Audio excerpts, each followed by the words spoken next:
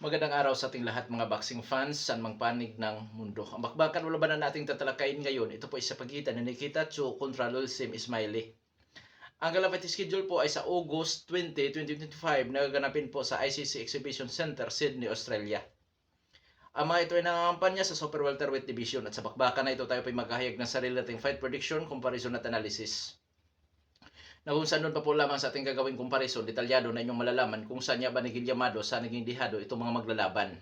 Inanyayahan ko rin po kayo na panoorin ang buong video bilang karagdagang kaalaman para sa atin at malaki po ang posibilidad na makakakuha kayo ng maraming mga basihan na kung saan posibleng magbigay influensya sa inyo, lalo na pagdating po sa desisyon. Pabor ba kayo kay Nikita Tso or dito kay Lulsim Ismaili? Bagamat anong sports PH ay naghahayag po ng prediction, nasa inyo pa rin po ang huling desisyon. Oo. Bago naman natin ito simulan, para po sa mga boxing fans na bago po lamang napadpad dito sa Timothy Channel, inanyayahan ko po kayo na sana supportan po sa pamamagitan po ng pag-subscribe, like, and share. At para po sa mga boxing fans na walang sawa na sumuporta o sumubaybay dito sa Timothy Channel, taos puso po ako nagpapasalamat sa inyong lahat. Wala po nung sports PH kung wala rin po kayo mga idols. Kaya naman, simulan na natin ang ating talakayan. Alamin natin ang mga background nito sa magkabilang panig dahil yan po ang ating gamiting referensya sa comparison natin gagawin mamaya. Unahin natin sa panig nitong si Lulsim Ismaili. Bilang isang professional boxer, si Lulsim Ismaili po ay may impresibong kartada, 12 wins with 7 wins coming by way of knockout, undefeated. May edad na 28 anyos, height 5'8" inches. Orthodox ang stance, knockout ratio 58.53%. Last fight, July 27, 2024, nakasagopa si Florian Wildenov. Panalo by unanimous decision si Lulsim Ismaili. Karanasan o experience nitong si Lulsim Ismaili, mga idols, sinuri ko kung ito ba dati lumalaban sa mature. Oo, may nakita akong laban. Sa AIBA na palaban siya, mga idol. Bagamat talo siya by technical knockout sa isang body shot, pero ang background nito ay talagang dating lumalaban sa amateur boxing. Ngayon, sa kanyang karanasan bilang isang professional boxer naman po, mga idol, magngangalan tayo ng iilang individual na para sa akin nakapagbibigay ng magandang karanasan para sa kanya. Mga idol, ang nakikita ko doon ay si Florian Wildenov pa po lamang na may 31 wins with 11 losses. Na kung saan, mga idol, 6 rounds ang kanilang fight schedule. Panalo si Ismaili by unanimous decision. At doon po sa laban na yun, masasabi natin na yun nga, nakakakuha ng magandang experience sa pro fight si Lulsim Ismaili kasi nga veterano si Florian Wildenov na kung saan tinalo ni Ismaili by unanimous decision. At sa iba pa mga laban, mga idols, wala akong nakita na mga matitindi na kalaban ito. Oo. Kasi nga, last fight nga nito, mga idol, is 6 rounds. At for the first time pa nga ito napapalaban sa 8 rounds. Oo. Ngayon, sa skills naman ni Lulsim Ismaili, outboxer, sila po yung mga boksingero na mahusay sa suntukan na pinapanatili ang distansya. Malimit natin nakikita ang galawan nitong si Lulsim Ismaili sa defensive style. Defensive style, moving around, ginagamit ang apat na kanto ng ring, footwork side to side, footwork in and out, na kung saan, mga idol, may kakayahan din ito na sumuntok sa iba't ibang anggulo. Oo. Taglay ang hand speed, timing at accuracy. Bagamat malimit sa defensive style, may nakita rin po ako na laban ito na nag-pressure partner style, pero maingat po. Maingat siya na lumusob sa kanyang katunggali. Pressure pero pinapanatili ang distansya. May husay sa opinsa. Sa depensa naman po, mga idols, bagamat masasabi kong lagpas average naman ang kanyang depensa, pero may kahinaan. Lalo na kung ang kanyang katunggali ay agresibo. At hirap din ito sa close range na suntukan dahil hindi siya hiyang dyan. Mas hiyang siya sa suntukan na pinapanatili ang distansya. Kaya nga sabi ko, outboxer. Sa kanya namang durability, mga idols, dito sa pro fights, hindi pa ito natatalo. Ngunit sa amateur boxing, may nakita kong laban ito na nangangayaw ito noong tinamaan sa bodiga. Opo, yan po yun, mga idols. So, ibig sabihin, na-expose ang kanyang kahinaan, which is sa bodega po, mga idol. Doon sila ngayaw sa isang labanan eh. na kung saan sa laban sana nila nung nasa AIBA siya, hindi siya talo sa puntusan eh. Kaso nung tinamaan sa bodega, bigla siya tumalikod at nangayaw. Yan po ang problema dito kay Lulsim Ismaili. So sa panig naman nitong si Nikita Tso, bilang sa professional boxer, may impresyon mo kartada si Nikita Tso, 10 wins with 8 wins coming by way of knockout, undefeated din.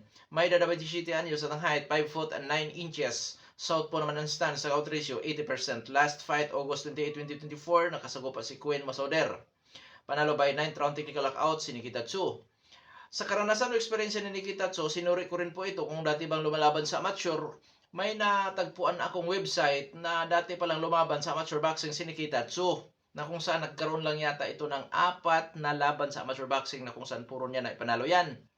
Tapos biglang nawala siya sa amateur boxing kasi nga nahati ang kanyang oras at panahon sa boxing at saka sa kanyang pag-aaral. Nag-aaral kasi itong si Nikita Tso. Nakapagtapos ito as a nurse.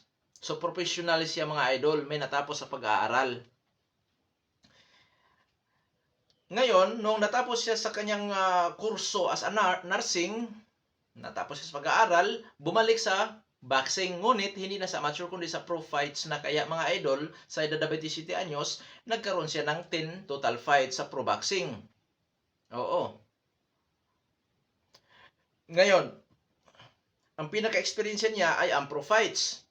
Nakasagupan niya si Dylan Biggs, si Jack Brubaker, si Quinn Masoder, na kung saan ang mga yan, mga idol, may mga magagandang skills at lakas o power puncher po mga idol, na kung saan doon nasubok ang tibay nitong si Nikita Tso, lalo sa huling laban dahil nauuga po siya nung tinamaan ng suntok ni Masoder.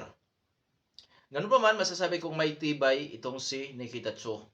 Ngayon, dadako naman tayo sa skills. Mga idol, sa unang skills itong si Nikita Tso, pressure brawler, aggressive fighter, yan po siya dati. Ngunit sa huli niyang performance mga idol, malaki po ang inimprove at pagbabago. Bakit? Naging boxer puncher na ang galawan nitong si Nikita Tso. Pressure fighter style, ngunit maingat sa paglusob sa kanyang tunggali. Ginagamitan niya ng jab auto combination. Defensive style, moving around, back pedal. May kakayahan sa footwork ng kung saan pinapanatili ang distansya, in and out, side to side. Counter, may husay din po sa counter punching itong si Nikita Tso. Dahil sa boxer puncher, willing sa tututo o brula na suntukan. Oo. Willing sa sabayan na suntukan din ito. Taglay ang sipag sa pagbato ng mga kombinasyon, power, timing at accuracy. Sa depensa, kung noon mga idol matira ang matibay, ngayon average na ang kanyang depensa. Head movement, tapos yung cover sa panga, tapos yung in and out, siyempre katulong yan sa depensa mga idol, yung footwork, na kung paano mapalihis ang suntok ng katunggali. So, average sa depensa, sa durability, sabi ko may tibay. So ngayon, dadako na tayo sa ating comparison.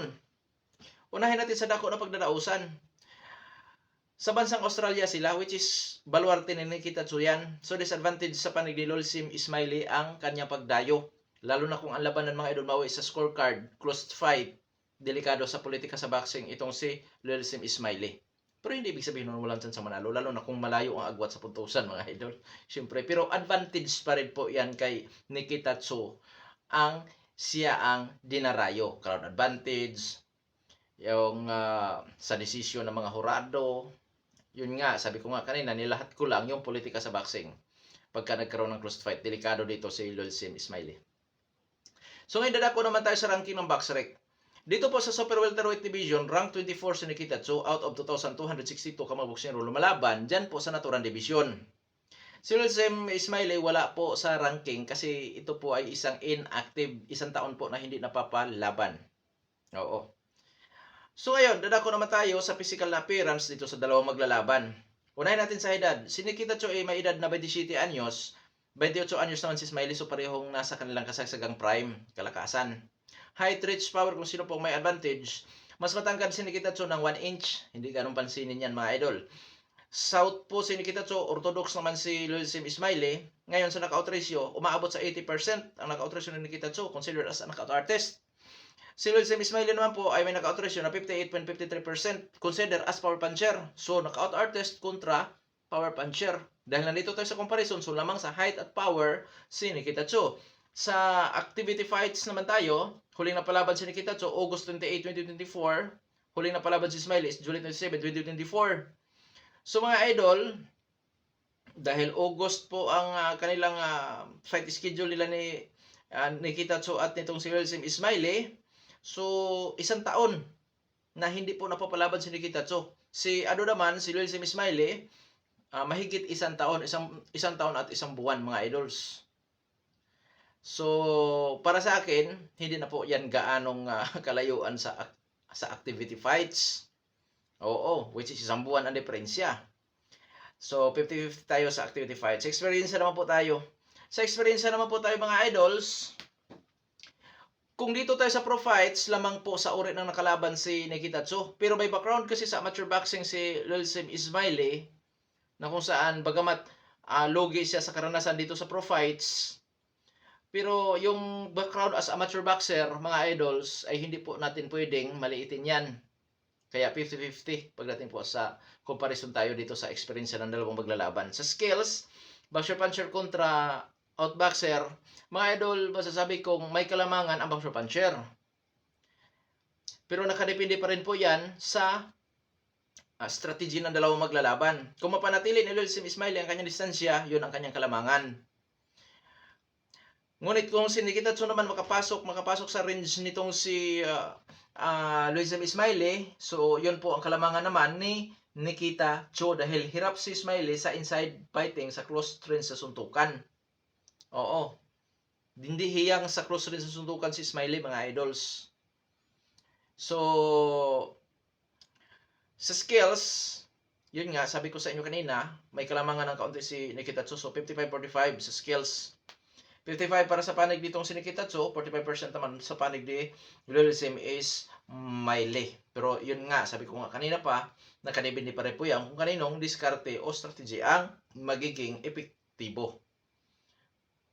Maging epektibo kaya ang aggressiveness, yung pamimrisyo na itong si Nikita Tso, makapasok kaya siya sa range nitong si Ismaili, o mapanatili ni Ismaili ang kanyang distansya at laging masapol si Nikita Tso sa counter nitong si Ismaili. Dahil magaling na counter puncher dito si Ismaili, mga idols. Kaya dito mga idol, masasabi kong kung sino ang Yamado dito si Nikita Tso. Dahil po doon sa kanyang baluarte gaganapin ang laban. Lamang siya sa height, power, at kahit sa skills, may kalamangan din po siya, mga idol. So 55-45. Kung i-convert natin yan sa percent in favor of Nikita Tso. Ngayon, dadako naman tayo sa prediction sa laban. Prediction ko po dyan, Nikita Tso by technical knockout, 1-7. Schedule 10 rounds ito, so 1-7. Naunsan, mga idol, kahit doon pa sa later rounds, delikado pa rin si Wilson Ismaili na knock-out ni Nikita Tso. Bakit? Si Wilson Ismaili, mga idol, ay for the first time mapapalaban sa 10 rounds. Baka naman sila kapusin sa hangin. Oo. Kasi si Nikita Tso sanay sa 10 rounds. Sanay ito sa pangmatagalan din na laban. Oo. Kaya masasabi ko na yun nga, sa prediction ko, 1-7 by Nikita Tso, knockout. Technical knockout. Ngayon, kung sakali di magawa ni Nikita Tso na knockout itong si Wilson Ismaili sa loob lang 10 rounds, pabor pa rin ako kay Nikita Tso na mananalo sa pamamagitan po ng puntusan gamit ang lakas o power, aggressiveness, at syempre doon sa kanyang baluarte ba naman gaganapin ang laban.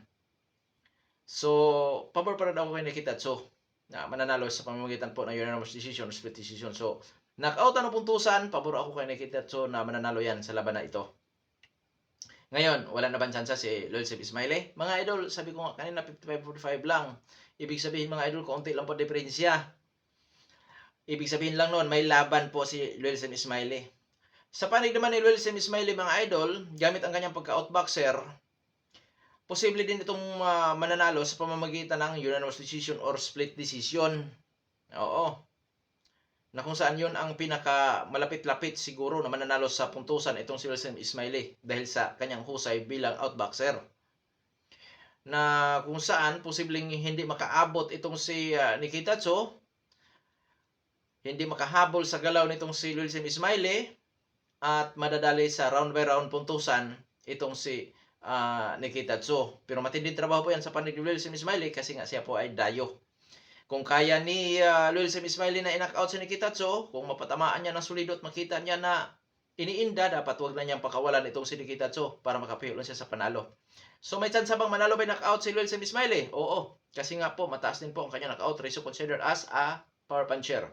58.53% po ang kanya knockout ratio. So kung magkamali din dito si Nikita Tso, or kung ma-outback si Nikita Tso, at mapagtamaan yan at makita ni Ismaili na iindahin ang kanyang suntok, so yun ang kanyang pagkakataon. Nung nais siya makapihos panalo, i-knockout niya itong si Nikita Tso. So may chance din po. Siguro makuha yan ni Wilson Ismaili ang pag-knockout niya ni Nikita Tso later rounds. Oo. Kasi nga, dito sa laban na ito mga idol, bagamat 6 rounders lang itong si Wilson Ismaili, imposible naman na hindi niya pinaghahandaan ang pangmatagalang laban. Kasi ang stamina mga idol, orahang hangin, nakukuha yan sa ensayo o preparasyon. Pero hindi natin maiiwasan na maiisip din natin na 6 rounders to tapos biglang lalaban sa 10th rounds, kundi ba rin kapusin sa hangin si Wilson Ismaili. Kaya delikado din dito si Ismaili mga idol. Kaya isa pa yan sa nagiging kadehaduan sa kanya sa laban na to. Kasi 6 rounders tapos dito kalaban sa 10th rounds. Hindi ka muna dumaan sa 8 rounds. O sa huling laban nito, 6 rounders to mga idols eh.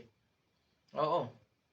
Samantala si Nikita Tso, 10th rounds ang huling laban nito at na-knockout niya si Moseder 9th rounds. Oo. Kaya dito mga idol, malaking pagsubok to sa panig ni Wilson Ismaili dahil siya po ay dayo at for the first time na mapapalaban sa isang 10th rounds professional boxing.